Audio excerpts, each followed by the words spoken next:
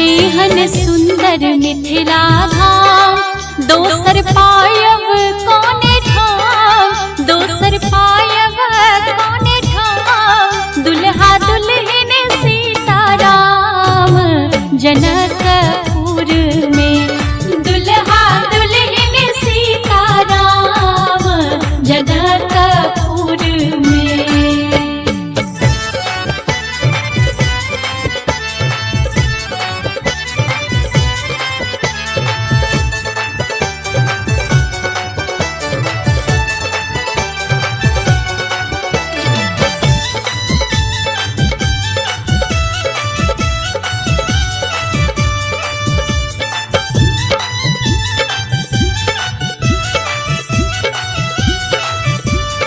हमने करबै ककरो आस, जखन मिथिला हम